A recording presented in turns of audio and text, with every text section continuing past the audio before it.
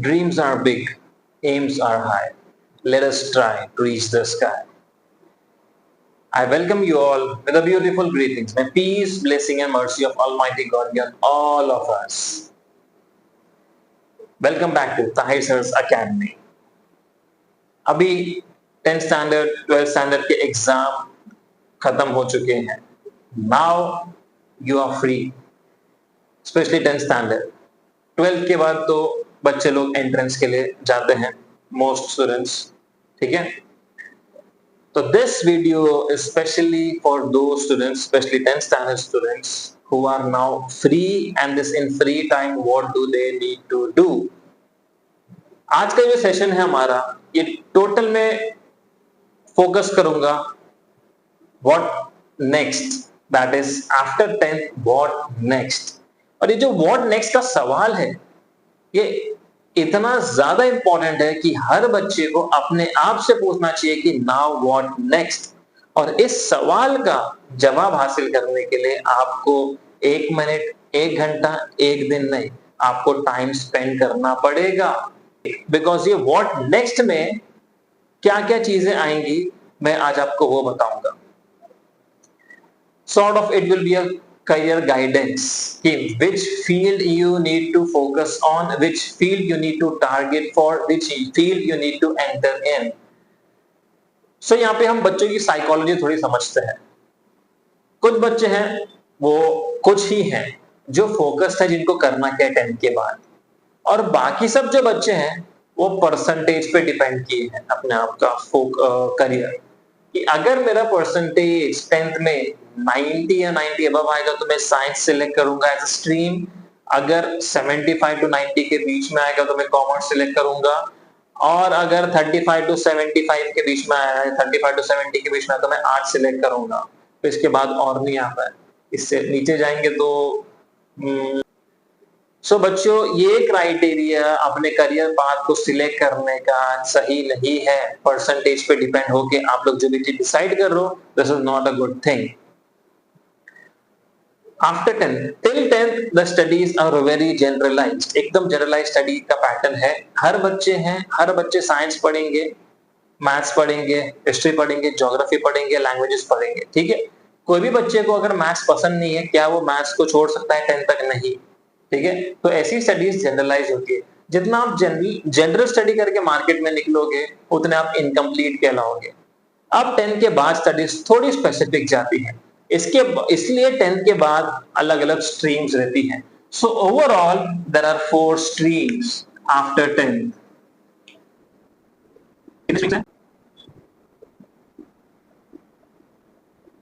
Commerce,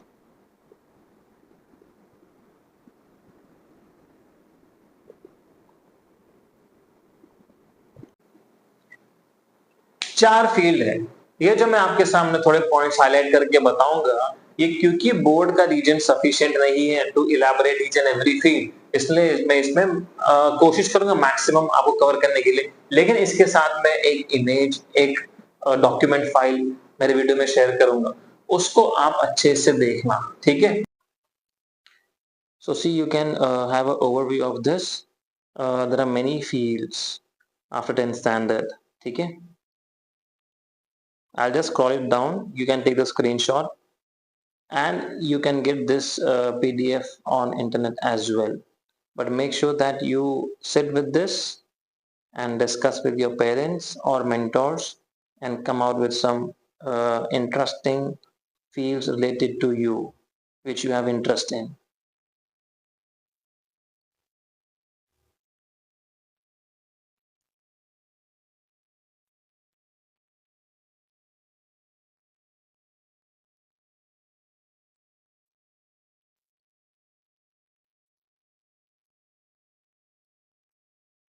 As I told, ये career selection path is not 1 hour, 1 day session और 1 day thing.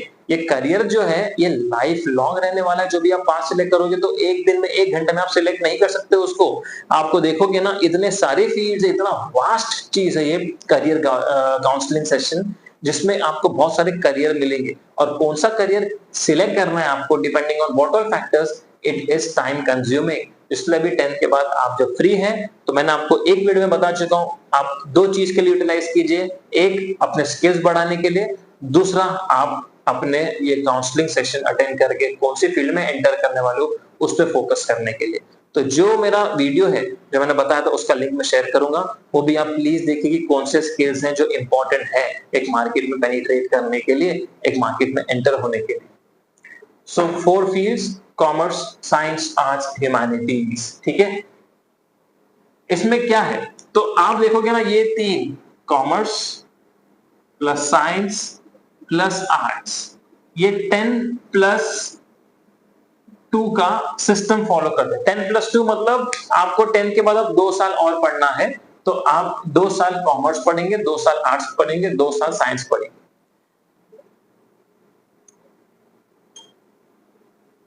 ये vocational course लिखना सही रहेगा। जब मैं बात करता हूं वोकेशनल कोर्स की, तो ये 10+2 फॉलो नहीं करेगा, ये थोड़ा अलग सिस्टम में चलेगा। तो फिलहाल हम लोग ये 3 फोकस करते हैं, 10+2 जो है। सबसे इंपॉर्टेंट फैक्टर कि आपको इंटरेस्ट किसमें है वो देखो। ठीक है, कुछ बच्चे हैं जो साइंस लेना चाहते हैं लेकिन उनको मैथ्स और साइंस में ही इंटरेस्ट नहीं है, तो साइंस लेके मतलब नहीं है उनका। कुछ बच्चे हैं जो सोशल स्टडीज को पसंद नहीं करते हैं और आर्ट्स परस्यू करना चाहते हैं, तो नहीं, ऐसा नहीं करना है। इसके लिए आपने जो 10 तक सब्जेक्ट पढ़े हैं, तो जिस सब्जेक्ट में आप वीक हैं वो आप छोड़ दीजिए, जिस सब्जेक्ट में आप स्ट्रांग है उस स्ट्रांग सब्जेक्ट को फोकस करके आप अपना आगे की स्ट्रीम सिलेक्ट कीजिए। ये क्राइटेरिया है to select the stream. Second criteria, कुछ बच्चे हैं जो हर सब्जेक्ट में अच्छे हैं, वो कैसे सिलेक्ट करें? आप अपना इंटरेस्ट देखो। एक होता है स्टडीज ओरिएंटेड, ठीक है, एग्जाम आते हैं, बच्चा पढ़ लेता है, अच्छे मार्क्स लेके आ जाता है, लेकिन क्या वो सब्जेक्ट में उसको इंटरेस्ट है क्या? सबसे बड़ा सवाल, बिकॉज वो करियर वो सब्जेक्ट में बनाएगा, सब्जेक्ट लेके करियर बनाने वाला है वो। तो सब्जेक्ट में जब इंटरेस्ट ही नहीं है तो आगे करियर बनाने के बाद वो फ्रस्ट्रेट होगा, उसको ऐसा लगेगा अरे यार मेरे को ये करियर चाहिए ही नहीं था, ये मेरा इंटरेस्ट डोमेन में आता ही नहीं है, तो मैंने क्यों किया। बहुत सारे बच्चे हैं जो ये चीज की वजह से ड्रॉप आउट्स हो जाते हैं। इफ यू सी डिग्री का स्टैटिस्टिक्स, तो आपको पास परसेंटेज के बच्चे मिलेंगे, फेलियर्स के मिलेंगे और ड्रॉप आउट्स भी मिलेंगे। तो बहुत बड़ी तादाद में ड्रॉप आउट्स के बच्चे हैं जो छोड़ देते हैं फील्ड और दूसरे फील्ड में घुसते हैं, क्योंकि वो टाइम पे उन लोगों को मालूम पड़ता है कि ये मेरी फील्ड नहीं थी, मुझे इस चीज में इंटरेस्ट है। इसके लिए आप सब्जेक्ट्स को देखकर फोकस कीजिए, उसके बाद अभी तक आपको नहीं समझ में आएगा उतना। So in some cases you just enter to the field. Science math strong है, फील्ड में घुस जाओ, साइंस की फील्ड में, उसके बाद देखो इंक्लिनेशन कौन सा सब्जेक्ट में है। तो इंटरेस्ट। दूसरा आता है सिलेक्शन ऑफ सब्जेक्ट।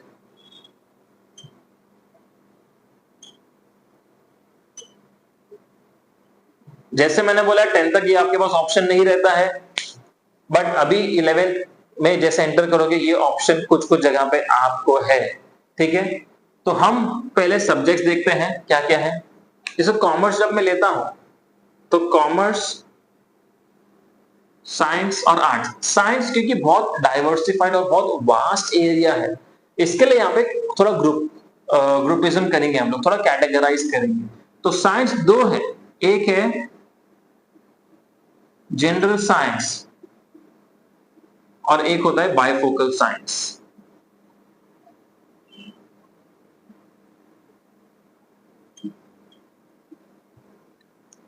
अभी ये दोनों में फर्क क्या है? जो बच्चा साइंस लेना चाहता है वो प्लीज ये दोनों के हिसाब से अपना सब्जेक्ट डिसाइड कीजिए कौन सा लेना है। कुछ कंपलसरी सब्जेक्ट्स होते हैं और कुछ ऑप्शनल सब्जेक्ट्स होते हैं। जनरल साइंस और बायफोकल साइंस से बच्चा कौन सा भी साइंस लेता है। तीसरा और एक है होम साइंस, ठीक है।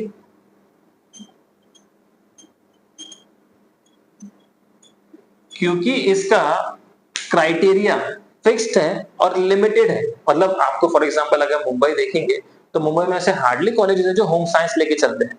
बाकी ये साइंस बायफोकल साइंस और जनरल साइंस आपको हर कॉलेज में मिलेगा, ठीक है, most of all.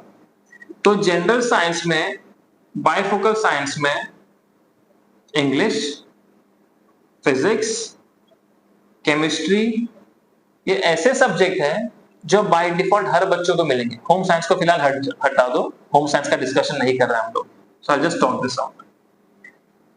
English, physics, chemistry are compulsory subject. एक बंदा साइंस लिया, एक बच्चा साइंस लिया, उसको ये 3 सब्जेक्ट बाय डिफॉल्ट मिलेंगे, नो ऑप्शन इन दिस, ठीक है।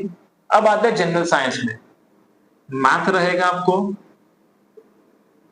मैथ्स के साथ आपको ऑप्शन मिल सकता है, आइदर इकोनॉमिक्स का मिलेगा, ये डिपेंड करता है कॉलेज टू कॉलेज, और साइकोलॉजी का मिलेगा, ठीक है। तो इंग्लिश, फिजिक्स, केमिस्ट्री या तीनों में से एक।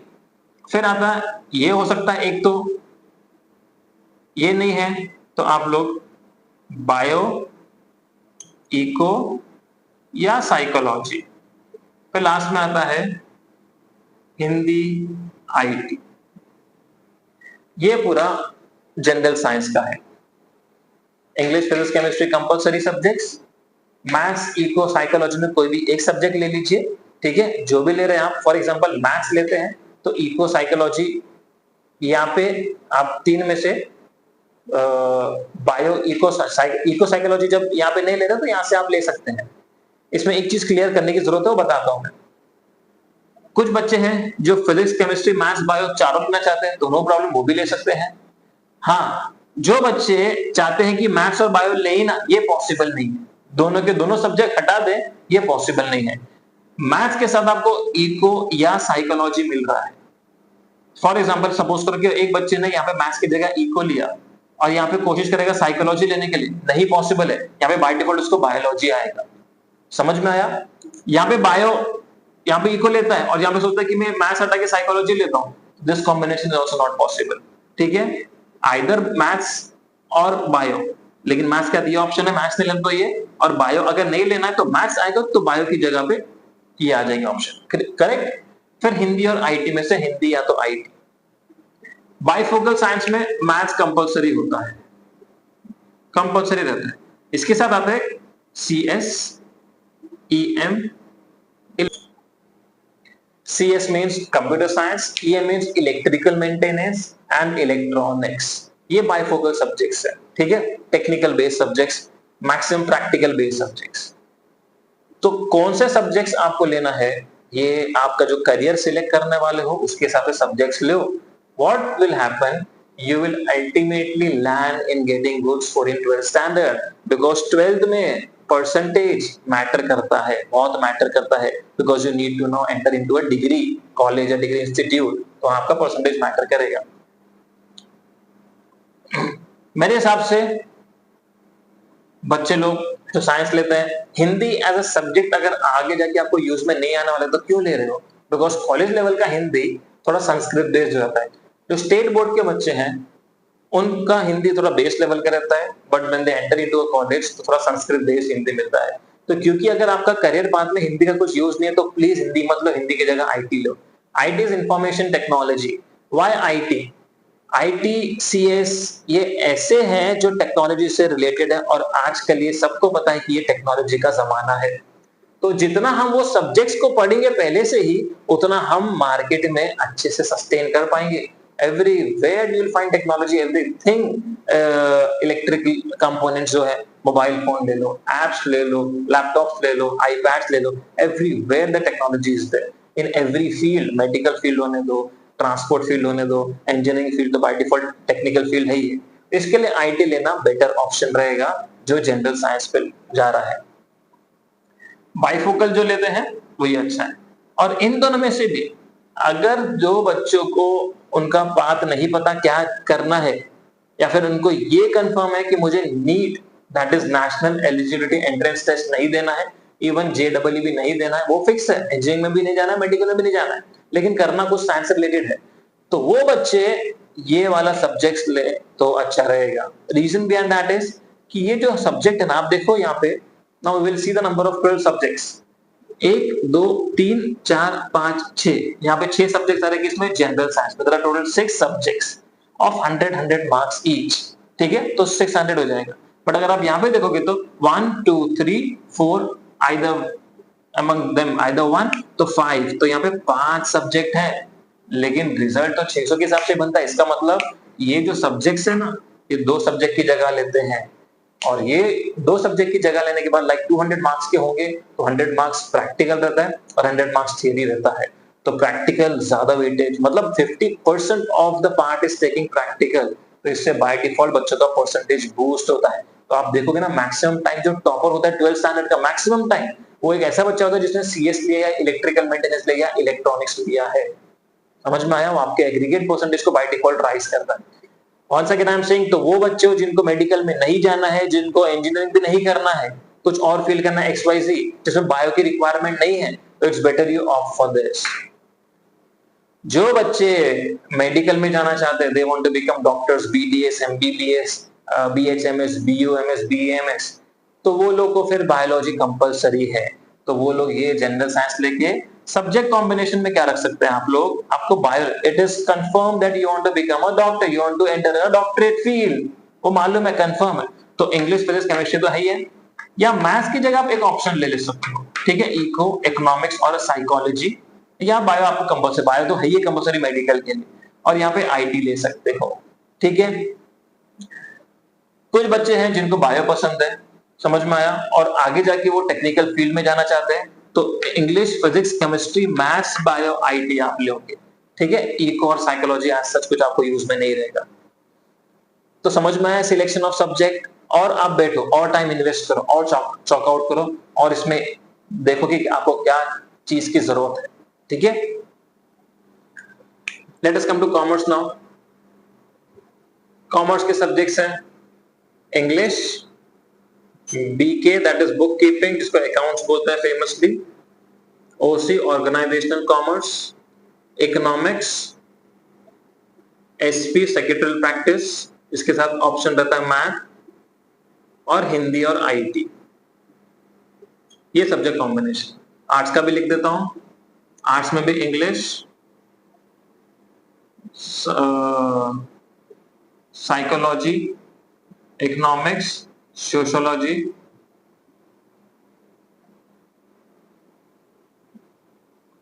हिस्ट्री,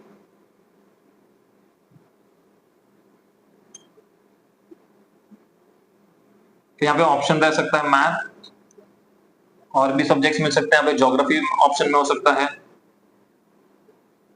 फिर हिंदी, IT यहाँ पे भी है। तो ये सब्जेक्ट कॉम्बिनेशन है। इसमें कॉमर्स में SP सेक्रेटरियल प्रैक्टिस, मैथ्स और IT यहाँ पे भी है, मैथ्स और IT यहाँ पे भी है। साइंस का मैथ्स, आर्ट्स का मैथ्स सेम है, कॉमर्स का मैथ्स थोड़ा अलग है, लेवल थोड़ा साइंस का हाई है और आर्ट्स के मैथ्स का लेवल हाई है। ये कॉम्बिनेशंस क्यों यहाँ पे रखे गए? मैथ्स आर्ट्स में क्या काम का है काम का बहुत। What was noticed, पहले इतना वो नहीं था, डाइवर्सिफिकेशन सब्जेक्ट्स का नहीं था। जो बच्चे साइंस लेते थे ना पहले, वो कौन से भी स्ट्रीम में आगे जाके स्विच कर सकते थे। फॉर एग्जांपल 11 12 साइंस से किया है, आगे जाके मुझे कोई कॉमर्स की फील्ड में एंटर करना है, that was possible, very easily possible. Arts की फील्ड में जाना, that was also possible. Through science it is diversify, you can go into any field further after 12th। Commerce लेके रिस्ट्रिक्ट रहता है बच्चा, साइंस की फील्ड में नहीं जा पाता है, आर्ट्स में चले जा सकता है, तो फिर बेचारा आर्ट्स वाला तो रह ही गया, आर्ट्स नहीं कॉमर्स में जा पाएगा, आगे जाके आफ्टर 12th नहीं साइंस में जा पाएगा। इसके लिए साइंस के ऐसे कुछ फील्ड्स हैं apart from main core field, like medical छोड़ दो, इंजीनियरिंग छोड़ दो, ठीक है, तो और दूसरे भी फील्ड्स है, ये कोर्स फील्ड है, और दूसरी जो फील्ड्स हैं तो कॉमर्स के बच्चे वो फील्ड ले सकते हैं। एग्जाम्पल के हिसाब से BSc IT, bachelor of science in information technology, ये देखा जाए तो नाम क्या है, साइंस की फील्ड है ना। तो कॉमर्स के बच्चे भी ये ऑप्ट कर सकते हैं। कैसे करेंगे? इवन कुछ कुछ कॉलेजेस में आर्ट्स के बच्चे भी ये ऑप्ट कर सकते हैं, प्रोवाइडेड आपने कॉमर्स में मैथ्स और IT लिया है तो मेरे हिसाब से जो भी कॉमर्स ले रहा है बच्चा, वो मैथ्स और IT ले, ठीक है। इवन आर्ट्स में मैथ्स और IT रखो, ये सब्जेक्ट का इंपॉर्टेंस बहुत है, मैथ्स का भी और IT का भी, ठीक है। तो ये था हमारा सब्जेक्ट कॉम्बिनेशन का। हाँ, तो ये था हमारा सब्जेक्ट कॉम्बिनेशन का after 10th, that is +2 level पे। अब आते हैं हम लोग वोकेशनल कोर्सेज पे। वोकेशनल कोर्स वो होते हैं जो स्किल ओरिएंटेड हो, यहाँ पे आप मैक्सिमम ना नॉलेज गेन करोगे, स्किल्स उतने एनहांस नहीं होंगे आपके, ठीक है, नॉलेज ज्यादा रहेगा, थियरी लिखना, वहां पे ज्यादा प्रैक्टिकल बेस्ड रहेंगे। तो वोकेशनल कोर्सेज में डिप्लोमा आता है, ह्यूमैनिटीज आता है, और आईटीआई के कोर्सेज आते हैं, इंस्टीट्यूट ऑफ टेक्निकल इंडस्ट्रीज, ठीक है।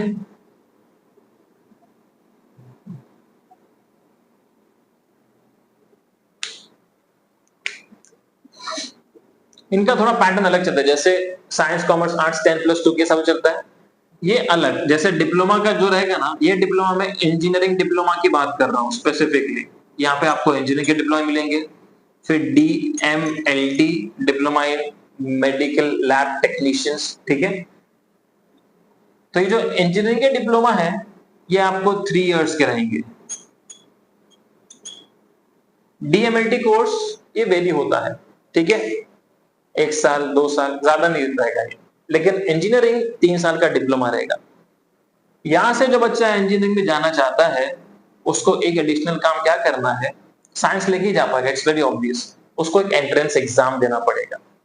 जैसे मैंने बताया, जब जनरलाइज स्टडी रहती है ना, सब करते हैं, थोड़ी स्पेसिफिक फॉर्म में जाती है, ठीक है, तो हमारे को स्टेज मिल जाते हैं, उसमें और प्रोफेशनल लेवल पे आपको जाने का है तो आपको एक एंट्रेंस एग्जाम की जरूरत पड़ती है।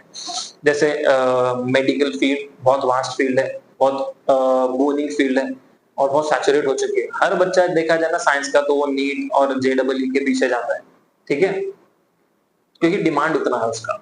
तो उसमें जाने के लिए आपको सीट्स तो बहुत लिमिटेड है, बट बच्चे एग्जाम देने वाले बहुत सारे हैं, इसके लिए क्राइटेरिया सेट किया है एंट्रेंस एग्जाम्स का, ठीक है। वो एंट्रेंस एग्जाम देंगे, जो क्वालिफाई होगा उसके हिसाब से वो एनरोल कर सकता है, depending upon the score where is getting, ठीक है।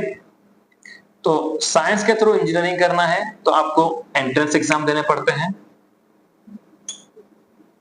साइंस में एंट्रेंस में इंजीनियरिंग के लिए है JEE, that is called as joint entrance exam. ये 2 पेपर्स होते हैं, एक होता है मेंस और एक होता है एडवांस, ठीक है। इसके अलावा स्टेट लेवल के एग्जाम्स होते हैं, जैसे महाराष्ट्र में तो MST CET रहेगा। ये मेंस और एडवांस में क्या फर्क है, मेंस एक लेवल होता है जिसमें आप if you get good score तो you can easily go to any college apart from IIT, ठीक है, इंस्टीट्यूट ऑफ इंफॉर्मेशन टेक्नोलॉजी। इसके जो IITs इंस्टीट्यूट्स जो होते हैं, बड़ी प्रोफाउंड इंस्टीट्यूट्स, उसके लिए कंपलसरी कि आपको एडवांस देना है। मेंस में आप अटेम्प्ट करोगे, एक क्राइटेरिया आपको सेट करना पड़ेगा, लाइक 91 परसेंटाइल, वहां पे परसेंटाइल सिस्टम चलता है, उस सेटिंग के ऊपर रहता है, उतना परसेंटाइल लाओगे मेंस में तो आप एडवांस के लिए क्वालिफाई होगे। अगर उतना आपका परसेंटाइल नहीं है तो आप एडवांस नहीं दे सकते, मतलब IIT में नहीं जा सकते, लेकिन उसके अलावा आप कोई भी दूसरे कॉलेज में ले सकते हो, ठीक है। तो स्टेट लेवल पे MST CET, स्टेट लेवल के जो कॉलेजेस हैं उसके लिए एग्जाम अलग से बनाया गया है, this is national level exam. तो बच्चा फॉर एग्जांपल यहां से अगर इंजीनियरिंग करेगा आगे जाके, तो उसको 4 साल और करना पड़ेगा, 2+4, तो 6 साल में वो एक इंजीनियरिंग की डिग्री लेके बाहर मार्केट में जा सकता है। बीटेक इंजीनियरिंग हो, BEO bachelor of engineering, mechanical, chemical, electrical, computer, IT, समझ में आया। वही यहाँ पे आपको मिलेंगे, diploma in mechanical, electrical, civil, यहाँ पे 3 साल।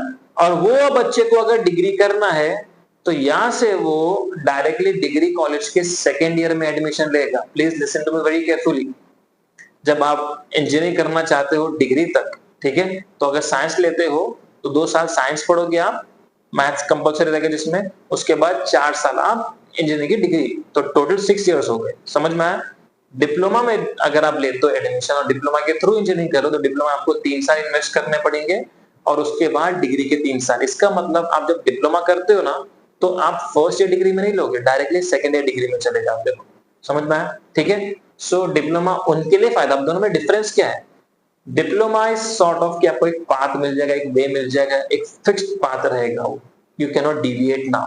फॉर एग्जांपल किसी को केमिकल इंजीनियरिंग करना है, फिक्स है, उसके पास फैक्ट्री है केमिकल जिसके डैड की, जो अच्छे से रन होती है, बस एक केमिकल इंजीनियर चाहिए कुछ साल बाद, तो बच्चा अगर केमिकल इंजीनियरिंग करके निकलता है उसकी लाइफ सेट है, तो वो फिक्स है कि उसको केमिकल इंजीनियरिंग करना है, तो डिप्लोमा में जाता है और फिर आगे जाके सेम डिग्री का कोर्स परस्यू करेगा, तो 6 साल में वो केमिकल इंजीनियर बन जाएगा। यहाँ पे वो बच्चे हैं जो 10+2 उनको पता है इंजीनियरिंग करना है लेकिन इन्हें पता कौन सी करना है, तो it's better you go for science. उसके बाद जाके आप देखो साइंस में आपका 12th में कौन सा टिल 12th कौन सा आपको सब्जेक्ट में इंटरेस्ट आ रहा है, उसके हिसाब से आप लोग उसकी डिग्री करना। ठीक है, क्लियर हो गया। प्रेफरेबल 10+2 है, क्यों? बिकॉज उसका डिमांड ज्यादा है। यहां से एज सच अभी कोई एग्जाम देने की जरूरत नहीं है, बच्चा डायरेक्टली इंजीनियर बन के निकलेगा। बट यहाँ पे जो JEE का एग्जाम है ना, इतना इंपॉर्टेंट एग्जाम है कि जब बच्चे देते हैं उनका एक लेवल बन जाता है, लेवल सेट हो जाता है। जो ये डिप्लोमा वाले बच्चों का लेवल उतना नहीं बन पाता है। इसके लिए धीरे धीरे धीरे ये जो फील्ड है ना, है अभी तक मार्केट में, बट धीरे धीरे धीरे ये थोड़ा उसमें बच्चे लोग कम एडमिशन लेते हैं, लिमिटेड कॉलेजेस रहेंगे आपको। सो ये था पूरा 10+2 का। फिर आता है ह्यूमैनिटीज।